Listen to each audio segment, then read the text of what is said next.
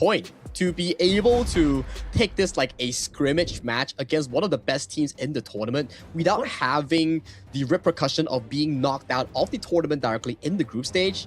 Definitely valuable experience for BLACKLIST International, and if they can take games out of Nova Esports, imagine what they can do in the knockout stage.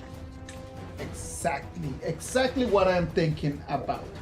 Well, let's move into our next game. This is going to be game 2. We're still having BLACKLIST on the blue side. Nova Esports going to stay on the red. BLACKLIST International, they're going to have to try to capitalize on having priority pick. The first ban for them is going to be the Haya. They do not want to allow it for Nova Esports since they've already played it. I think on the hands of someone that's even more aggressive like Wendy, who enjoys the Mai Shiranui, you definitely do not want to give Wendy or Nova Esports such an aggressive and playmaking mid lane here. Hence, you can see even from Nova Esports, I think they're trying to set up for an early pick, which has been sniffed out by Coach TG. He just saw it coming, and he was like, you know what? Even though Sagi's saying that early does not work no more, I'm still going to put it out. Not gonna play my chances in here. It's a Muji special, what can you do, right? You gotta respect that, man, and that's one of the things that I love about coaches. When they need to analyze the big picture, and at the same time they need to respect the specific heroes for specific players. That is very difficult to balance. Do your best. And we only have 4 bans, so you have to put those bans into heavy considerations in the first phase and in the second phase. With that, BLACKLIST International, they do finalize the first pick coming in on the blue side being the Fire Ninja, Mai Shiranui for the Hands of Dragon. With that, they're gonna be able to get burst damage. They will be able to have an extra assassin player right over there in the mid lane. Mai Shiranui being one of those very OG heroes that we all love, that I don't remember Mai just falling out of T0 or T1 ever in no tournament. My worry here is Izai.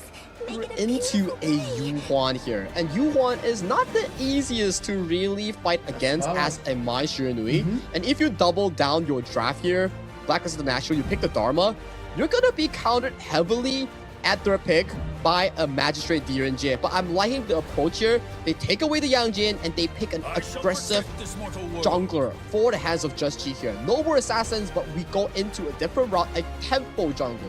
Tigress for Just Chi. Alright, so if we are gonna just get the pay for BLACKLIST International, that's going to alleviate a little bit of the pressure on the Yanjian, right? Like we've always been seeing a lot of that Yanjian jungle pick, but right now with the pay in there, that Yanjian does understand that his job is going to be just to be tanky and to allow some initiation. What can BLACKLIST do with that pay in the early stages is going to define how much pressure is going to fall on the shoulders of that Yanjian as well. At the very least, from how I view BLACKLIST International's draft, their rotation speed is really, really fast with the Pei and also the Mai Shiranui. So those side lanes in the mid game will be a hot place for both teams to really battle it out. And you check over to the side of Nova Esports draft, they're playing a very mid lane mage-centric carry style. Jungle goes towards the tank, and Wendy gets his hands on a double refresh, Yuhuan as a carry here. Yuhuan as a carry. Freedom. That is a lovely thing to see. Look at that. Like when you look at Nova Esports over here, just having that Dolia and just having the Flowborn, having the Yuhuan, and right now adding up the Erin, the Nova Esports composition right now over here from 4 members, missing 1 in here, still stronger than what BLACKLIST has on the other side. Our paths intertwined by fate. But still, like Nova right now, right? You see the draft. Yeah. I think the Laurel Princess Erin plays a big role in this draft. Like, you can go the standard build that is right now popular in rank, which is the on-hit build.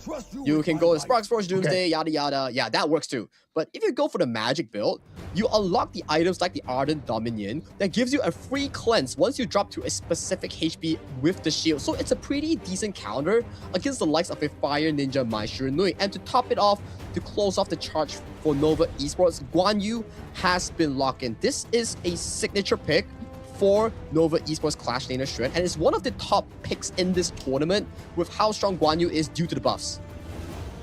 The buff right now in this patch is going to make Guan Yu a very heavy hitter, right? Like right now it's going to be buffed up. Guan Yu should have been a prior pick, and it's going to be a prior pick in most of the teams. One of the difficult things about that Guan Yu, right, is that it's not a hero that you can just decide like, okay, I am going to carry. In comparison to other options that we have in the Clash Lane, Guan Yu is more of a team player. Guan Yu is more of an initiation, a second initiation kind of hero, and it's not the same as when you have a Byron, when you have a Charlotte, when you have a Majin on top, that they can actually just carry themselves on their own.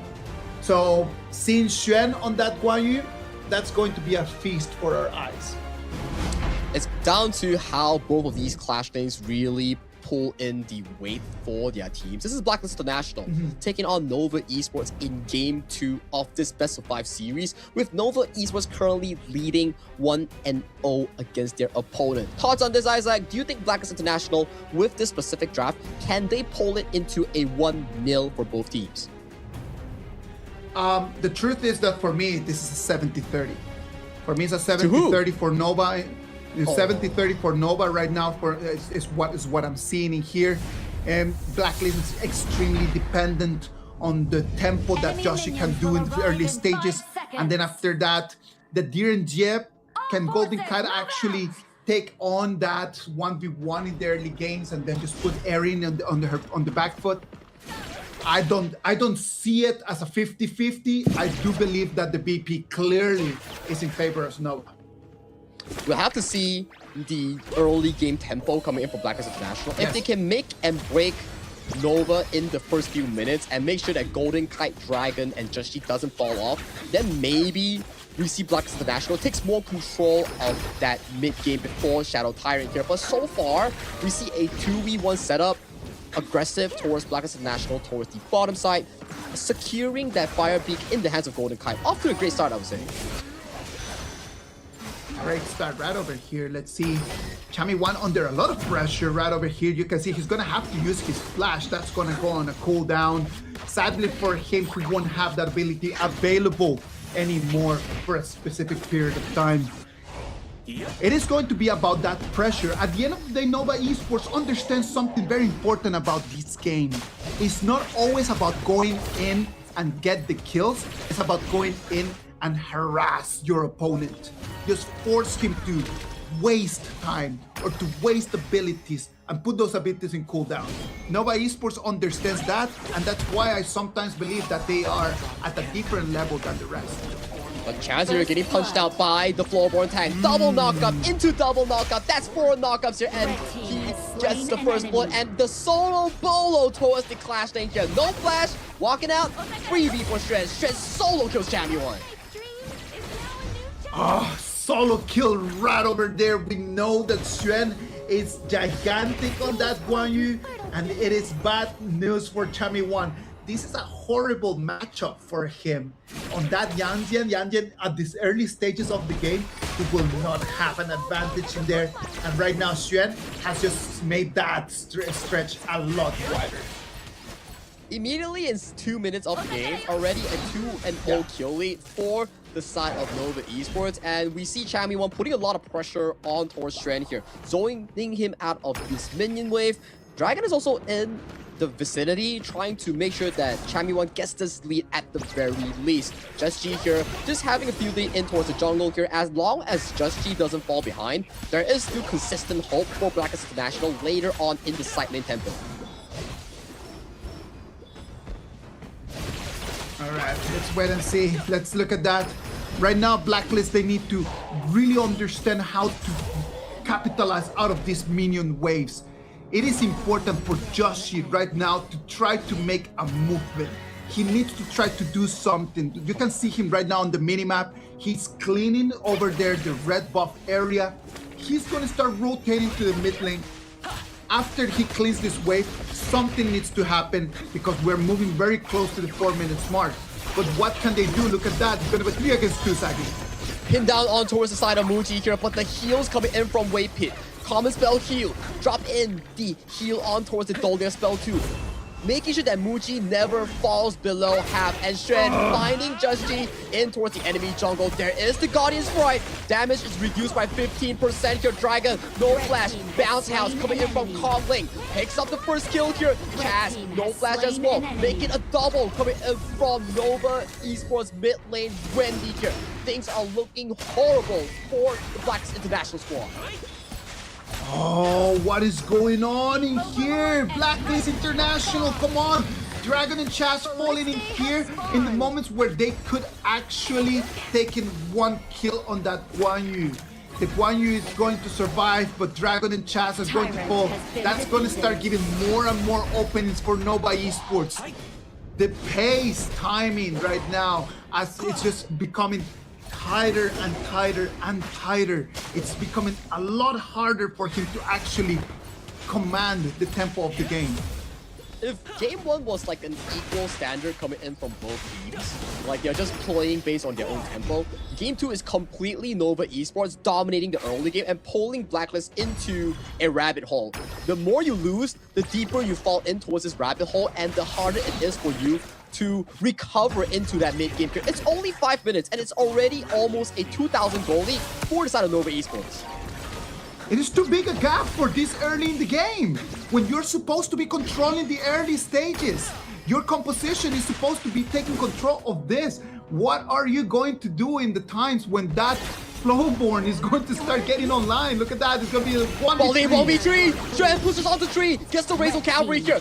Trades Dragon on towards the first kill here. Pins Just G on towards the wall. Just G manages to flip away for safety here, but that is Tree invested to dive one horse in towards that bottom lane here. This leaves Golden Kai having to expend the flash in towards the top side. Not a tower traded for the life of the 1-to-1 exchange.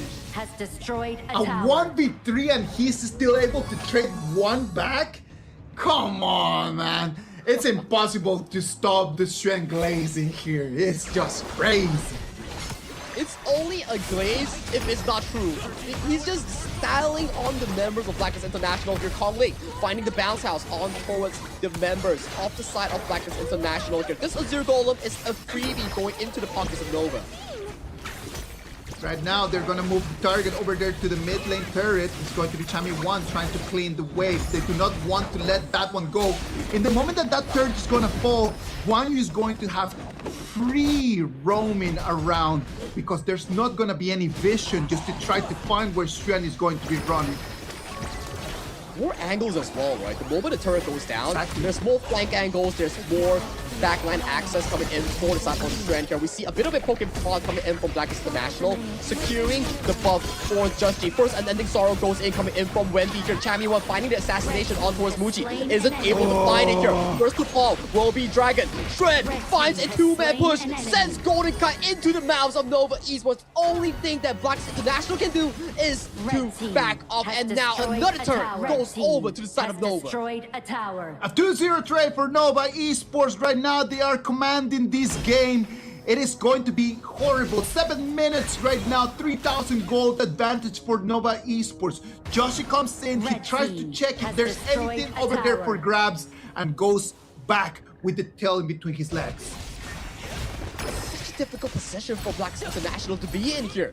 You were drafting a Mai Shunui and Magistrate Direnjie in the early game, expecting to play that tower pressure, but to fall so much in the early game due to the fact that Kongling punished Chaz, punished Dragon for mispositioning, and right now, the Direnjie is in such an awkward position. You can't push, you can't pressure with that 2-item power spike. The longer this game goes, you're just gonna be outscaled by Wendy and Muji on this double pick. Difficult moments right now. They have eyes right now. They've got vision in here. Nova Esports right now, they decide to come in for the push. Look at Kongling with the Flowborn coming in. He does not care about anything. He is just walking through the jungle in knowing that he is a menace. He's putting so much room for Muji, for Wendy to play easily in these team fights. Every time Chaz comes in with the 2-2 on towards the members of Nova Esports, you want to heartlink back to your teammate. No, Kongling's like, no. You stay here, I'm gonna knock you up 3 times, and you will be dead by the time that you can actually move. Just the multiple knockups that Flowborn tank can do, man. It's just like the design of that hero makes it, in this specific patch, such a gigantic option. The initiation, the sustain, the damage that it can provide, paired up with this Dahlia and paired up with this Yuhuan, what can Blacklist do to turn things around? Maybe a miracle push coming in from Just G in towards the bottom lane for a Hail Mary. But so far, looking in towards the front end here, we see Muji pummeling down that mid-tier tree. Wow, Golden Kite gets pushed into the mouth of Nova Esports once again. The Destiny counter slashes in towards the side of BLACKLIST International. The final tune sets Golden Kite up for that death. Wendy flashes forward with that aggressive ultimate here, gets Dragon and Just G on the back end, all the way towards the base of Nova Esports. It means in the front side, it will be a 4v2 in favor of Nova Esports. Before 10 minutes, they're looking for the game-winning push. Bro, it's back. He's going to push the crystals to be the target. The minions are still alive. They're trying to clean them up. It's not going to be enough because they're all falling. The crystal's going to follow, and it's going to be Nova Esports taking the second victory of this matchup. 9 minutes and 49 seconds. Not even a 10-minute game. No shadow objectives were present in this game. That is how dominant this game 2 was in the eyes of Nova Esports against BLACKLIST International. Nova Esports comes in and then they just completely put their foot on the ground, saying that they're not going to be pushed around. This is the Nova Esports that we remember. This is why they're one of the top teams in our game. BLACKLIST International, on the other hand, the first minutes of the game, it was really difficult for them to actually control what was going on. That is the problem in here. The problem is that if you have already designed your strategy to be very dominant in the first minutes and then the ball kind of just falls, there's no coming back. Your power spike is just in there at the beginning of the game, and what can you do after that? A series of events, right? Like we saw in the top side, the level 1, level 2, the roam coming in from Wendy towards the top side, forcing out the initial flash from Chami 1. And after that, it was a solo kill on Shen's Guan Yu against Chami 1's Twilight. And then, that wasn't the only thing that happened. That solo kill was the second kill for Nova. In towards the bottom river, that was supposed to be a 50-50 matchup between the two teams. It was Nova Esports finding a perfect kill thanks to the Flowborn tank CC chain on towards Chaz Von Weaver that got them yet another lead. And from there on out, everything was disastrous for the side of BLACKLIST International. One disaster after the other one. One fight lost after the other one. There was no coming back. There was no coming back in there.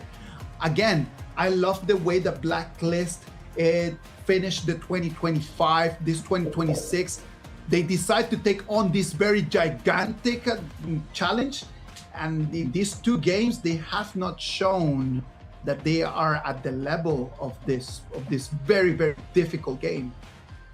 But it's still a plausible thing for the side of BLACKLIST International. Losing early is always fine. You stat check yourself against Nova Esports, potentially one of the champion teams coming into KIS4, and then you think to yourself, okay, now that I know what I'm lacking against Nova Esports and the other teams, of course, if they start to look back towards their recordings, start to pick up their game pace, maybe by the time of the knockout stage, they could realistically minimize that gap.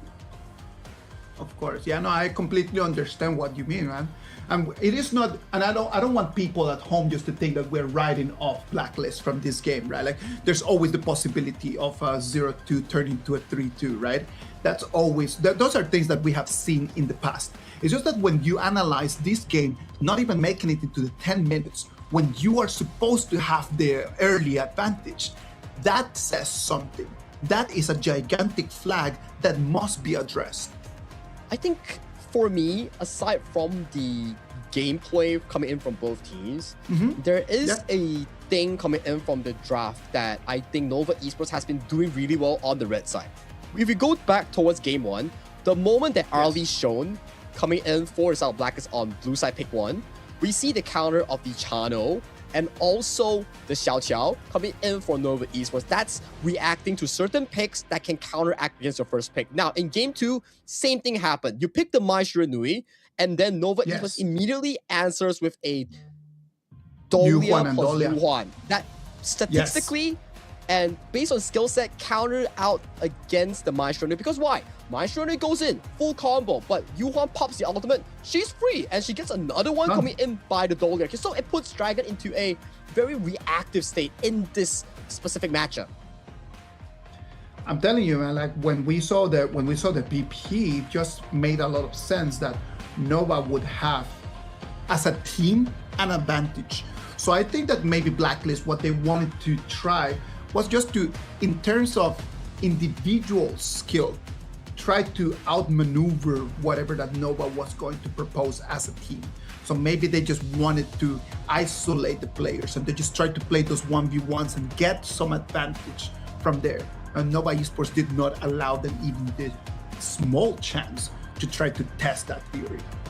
Yeah, with a draft discrepancy coming in from Blacklist International and also the difference in execution, it makes it really difficult for the side of Blacklist International to even contest against Nova Esports. And in this game, we saw the hyper aggression coming in for a Nova-specific playstyle, the mid lane carry style. Nova Wendy with the Q-caster Yu Huan 5-0 and 5 in terms of KDA, rocking the MVP in game 2.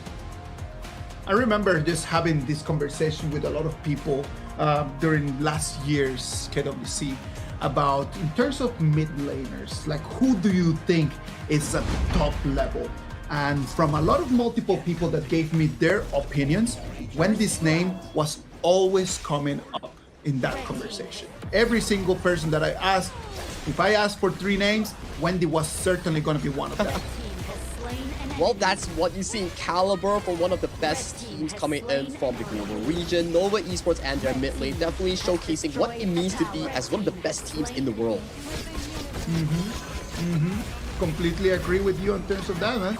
It's just a demonstration. Look at this, like in here, it's just that. It's just like the nature of the heroes, right? Like when Wendy and that Yu Huan just procs the ulti, just completely nullifies all of the abilities coming in from Blacklist.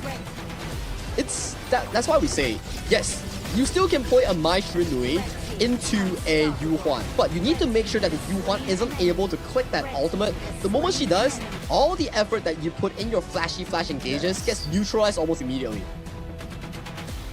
Well, things to learn for Blacklist International after this matchup. Right now it's a 2-0